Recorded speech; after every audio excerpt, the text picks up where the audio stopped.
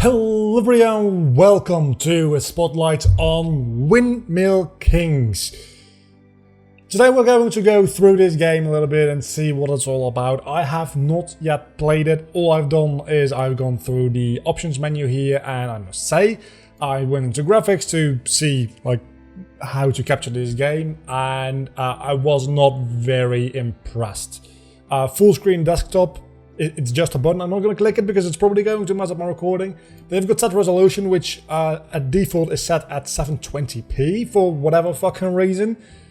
And there's nothing too interesting here. And then you've got HP number for castles, which apparently for some reason is in the graphics menu rather than in like a gameplay or like controls or whatever based menu.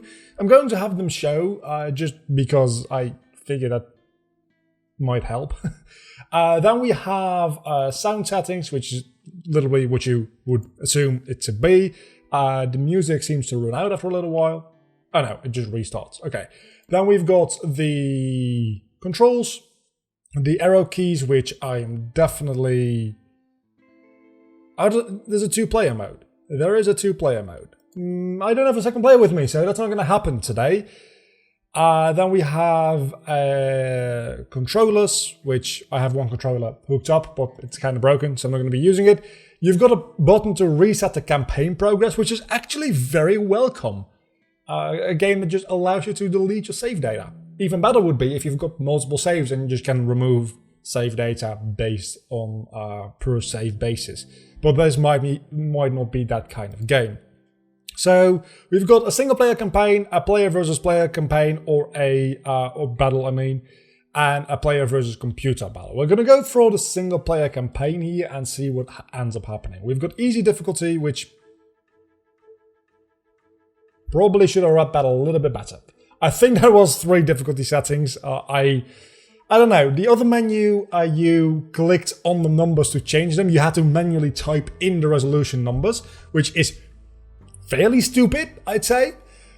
And then this one, you click the one... It's very inconsistent, it seems like. So I'm not going to really bother with the story here. I do like the art style going on here, though. Can I skip this cutscene? I cannot. Okay. So we're going to sit through this cutscene, by which I mean I'm probably just going to cut mostly through it. Okay, everything seems to be a little bit vibraty. I must admit. I don't know if that's intended. Doesn't look very good. So, let's see. We can go to these buildings and then we can probably these mercenaries will join you if you improve yourself worthy by defeating them. Let's fight them. So, at this point it becomes kind of like a tower defense type game, but just significantly less interesting. But I'm assuming that when I defeat these dudes, that will unlock them in my party here. So I don't know if it's as much tower defense as it is, you know, those old Flash games where you either had to defend a fortress from a little army or attack a fortress with your little army, like stick figure battle or whatever the frick it was called. It feels a little bit like that. And honestly, that could be a little bit of fun.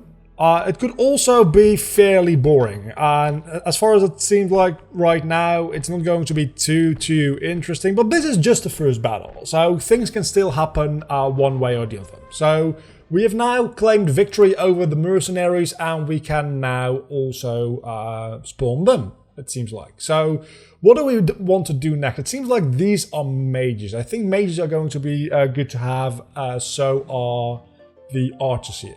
Defeat the mages and obtain a powerful magic spell from their library. Okay, that also works. So these are a little bit cheaper, I'm assuming, but they're also significantly weaker. So, wait a second. They are... Oh, they're healers. Okay, so you definitely want to put those behind your troops, because they probably die fairly quickly, I'm assuming. Oh, that's not good. That's very not good. So let's build a couple more. You can only build so many of them, like Age of Empires style, right? In Age of Empires, you can only build like X amount of troops depending on on your resources and the buildings you have.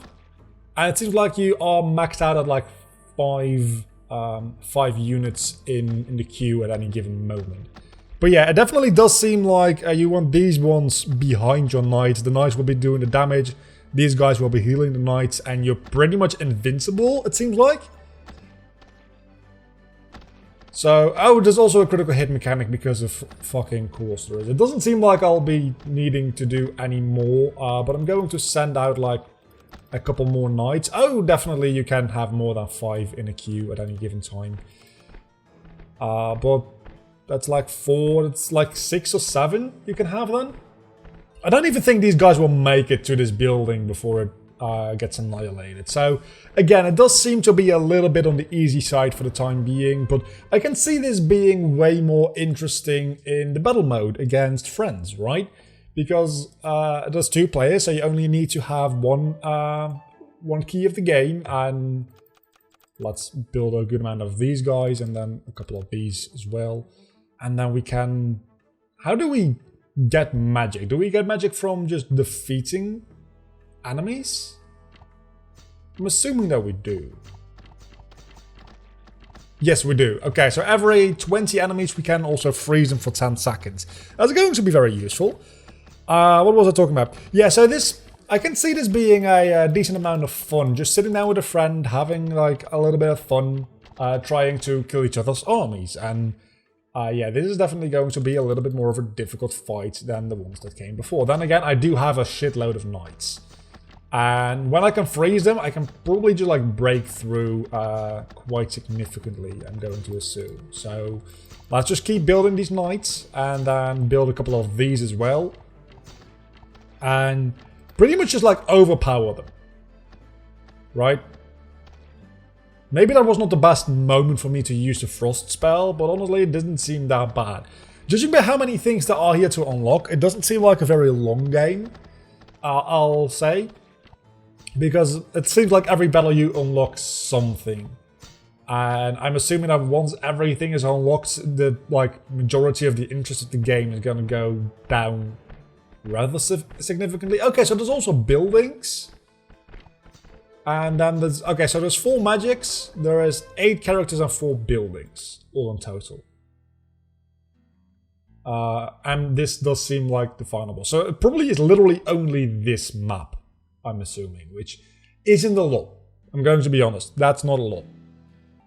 Every windmill you control provides you with 200 gold at the start of each battle. That is really good. So I'm going to go get this windmill right afterwards. Because... that extra starting gold is going to be huge. Okay, so what we want to do probably is... I think we want to lead with like 2 knights, then a couple of archers maybe, and then some healers. Maybe we want to have... Okay, so there's definitely a decent amount of possibilities here, right? Because you can lead with the knights and then the healers and then put the archers behind that. Or you can lead with the archers, then the healers, and then... the knights, but as far as I can see right now, when the healers heal and archers attack, they stop walking, and the knights would just like overtake them. So that kind of like diminishes the amount of strategy that's actually needed to do anything here. And it seems like a fairly easy game anyway, especially since it doesn't look like, again, there is going to be a second world to this. It's not really a campaign kind of game. So I do understand the button for resetting your campaign progress, because otherwise there's like nothing to do. But this doesn't seem like a kind of game where you want to replay the campaign too much. I'm assuming that if you play against your friends or against an AI in a battle mode, you're going to have all of the characters unlocked from the start anyway. So the game, the campaign mostly seems like a tutorial to me. Now, to see how much damage we can do to this windmill and how quickly. Yeah, that's that windmill doesn't stand a chance. So I'm probably going to like beat the entire game without dying. Is the thing. Okay, so these things are also things you can fight and conquer. Stacked with enemies, you have to defeat them if you wish to pass. So it doesn't give you a a benefit once you beat them, other than you can just like literally pass them. So you're probably going to want to avoid these, I'm assuming, because they don't really give you anything, like at all. And that's a little bit sucky, if I'm being honest with you. Oh, that does seem like a good strategy. Put a lot of knights in front so that your enemies stop walking, and then use the archers as damage. So these are pretty much just gonna tank the enemies, and these are actually gonna be dealing the damage. Which seems like I might be in a little bit of trouble here. Yeah, okay, I've got a better idea. So you want to have knights, then healers, then archers. And we're going to freeze your ass, because otherwise we're going to be dying. Okay, so knights, a couple of healers, and then just a shit ton of archers. Maybe that's even too much in way of healers. That is a new kind of enemy. What are you? You seem to be like some kind of giant brute kind of dude. Okay, maybe that's a little bit too much in way of archers. Maybe I should have done a little bit of knights in between there. But yeah, you are a new dude. So and you do seem to be dealing quite a lot of damage to all of my dudes. So I'm probably going to lose this one, actually. Okay, that was scary there for a moment. I actually got majorly damaged because of the big guy they sent out. What was that even? What was that? I don't know. I could have used a frost enchantment or spell, or whatever the frick it's called, and probably saved myself a lot of headaches there. But there's a bit of a learning curve to it. I'll admit that. There's a little bit of a learning curve here. It's not a big one, but it's a little bit. That was painful. And now you've got another one of those big dudes. So it's just going to freeze you. Because I don't want to deal with you again. You were a major issue last time. So we're not going to be doing that anytime soon again. So at this point they literally can't really do anything. Because he's got one coin. And the only way for him to get more money is... Okay. I was going to say, the only way for him to get more money is to kill my unit, but he can't spawn any more units, and that seems like an issue. But apparently when you have no units at all available, you just slowly generate money. I don't think that's going to save you in any scenario anyway, but it's good that they did think of it, at least, in some capacity. So, let's move on, I guess. These do seem to be magic-based mercenaries, maybe? They can also heal. Can you tell me what they are? These are...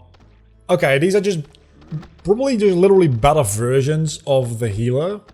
They say cleric healing abilities. So... but you also have the big dudes. I'm not a huge fan of that, I'm gonna be honest with you. I don't really like the big dudes. I really don't. Okay, so it doesn't seem like there's really any limit as to how many units you can build at the same time. That seemed to be incorrect information on my part.